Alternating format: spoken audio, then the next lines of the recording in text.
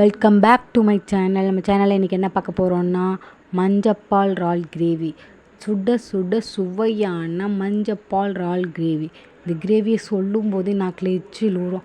அவ்வளோ டேஸ்டியாக செம்மையாக இருக்கும். நீங்களும் ட்ரை பண்ணி பாருங்கள். இது இந்த பழைய சாதம், இறால், இந்த இறாலை வச்சு செய்யும்போது அவ்வளோ டேஸ்டியாக இருக்கும். இந்த ரசம், சாம்பார் இதுக்கெல்லாம் வச்சு தொட்டுக்கையாக வச்சு சாப்பிடும்போது அம்மா அவ்வளோ ருசியாக இருக்கும். இதை சொல்லும்போது எனக்கே டேஸ்ட்டு எச்சி ஊறுது. நீங்களும் மறக்காமல் ட்ரை பண்ணி பாருங்கள். இந்த ரெசிப்பியை ஈஸியாகவும் ரொம்ப டேஸ்டியாகவும் செய்யக்கூடியது. இது எப்படி இருக்கும்னா சொல்லும்போதே வார்த்தையே வரல.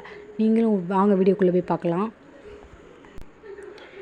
இறால் ரெடி ஆகிடுச்சு. இறாலை க்ளீன் பண்ணி தோல்லாம் உரித்து ரெடி பண்ணி வச்சுருக்கோம். பாருங்கள், இதான் கூனி இறால். கூனி இறால்லே இது வெள்ளை இறால்னு சொல்லுவாங்க. இந்த இறாலை க்ளீன் பண்ணி கழுவி வச்சாச்சு. அதுக்கப்புறம் சின்ன வெங்காயம், தக்காளி 1, பட்டை மிளகாய் 3, மஞ்சத்தூள், ஜீரகம் இதெல்லாமே தேவை.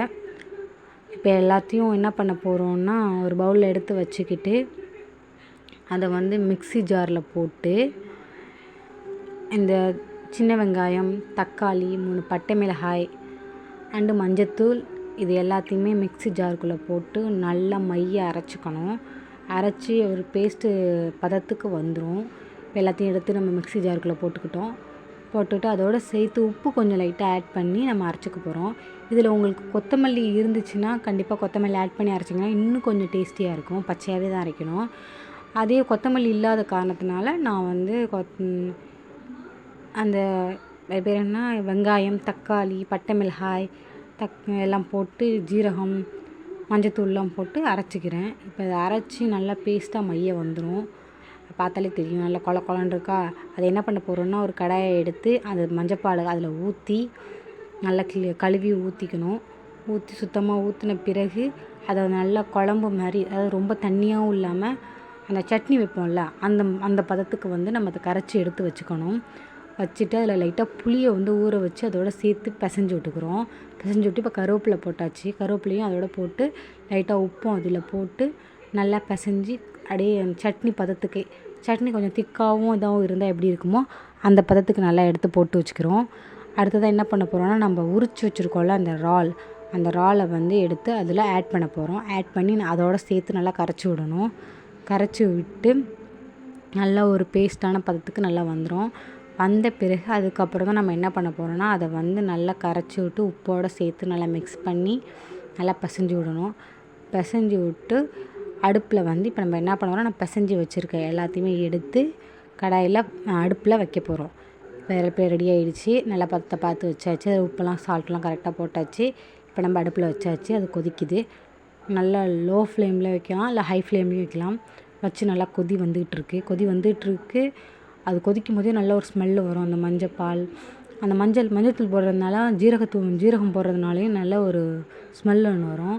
இப்போ அதில் லைட்டாக ஒரு எண்ணெயை ஆட் பண்ணிக்கிறோம். ஏன்னா அப்போ தான் அந்த எண்ணெய் அதில் தெரியும். எல்லாமே எண்ணெயை ஊற்றி தான் எல்லாத்தையும் வதக்குவோம். அப்படி கிடையாது. இது எல்லாமே பரட்டி வச்சு அதுக்கப்புறம் தான் எண்ணெயை ஊற்ற போகிறோம். எண்ணெயை ஊற்றி நல்லா கொதித்து வரும்போது நல்ல ஒரு ஸ்மெல் வரும். செம்மையாக இருக்கும். அதை பார்க்கும்போதே எச்சி ஊறும், சாப்பிடணுன்னு. இந்த கிரேவியை மறக்காமல் செஞ்சு பாருங்கள். எனக்கே இந்த கிரேவி ரொம்ப பிடிக்கும். அதுவும் இந்த பழைய சாதத்துக்கெலாம் இந்த கிரேவி அடிச்சிக்கவே முடியாது, அந்த மஞ்சப்பால் கிரேவியை.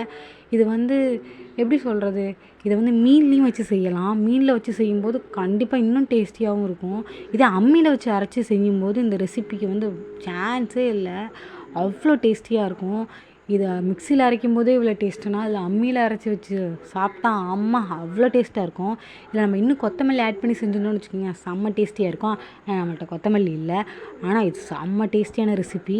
இது எது கூட வேணாலும் சேர்த்து வச்சு சாப்பிடலாம். இந்த இறாலை இன்னும் சாப்பிடணுங்கிற ஆர்வத்தை தூண்டிக்கிட்டே இருக்கும். அதுவும் இந்த சின்ன இறால்னாலே டேஸ்ட்டு தாங்க. சின்ன இறாலில் குழம்பு வச்சாலும் டேஸ்ட்டு, வறுத்தாலும் டேஸ்ட்டு, கிரேவி பண்ணாலும் டேஸ்ட்டு, இல்லை எந்த விதமான டிஷ் பண்ணாலும் சரி, டேஸ்ட்டு தான். அதுவும் இந்த மஞ்சப்பால் இறால் கிரேவி ரொம்ப ஸ்பெஷல். எப்படி சொல்கிறதுனா, இதில் மீனில் வச்சு செய்யும்போது செம்ம டேஸ்டியாக இருக்கும். மறக்காமல் நம்ம சேனலை ரெசிபியை பார்த்தாச்சு. மறக்காமல் நம்ம சேனலை சப்ஸ்கிரைப் பண்ணிவிடுங்க. இன்னும் நம்ம சேனலில் வெரைட்டியான ரெசிபீஸ் அண்டு நிறைய மீனை பற்றி தெரிஞ்சுக்கலாம். நிறைய இருக்குது. கண்டிப்பாக என்னோடய சேனலை சப்ஸ்கிரைப் பண்ணுங்கள். லைக் பண்ணுங்கள், கமெண்ட் பண்ணுங்கள். இன்னும் எந்த மாதிரி வீடியோஸ் போடலாங்கிறத கண்டிப்பாக கமெண்டில் சொல்லுங்கள். பாய்.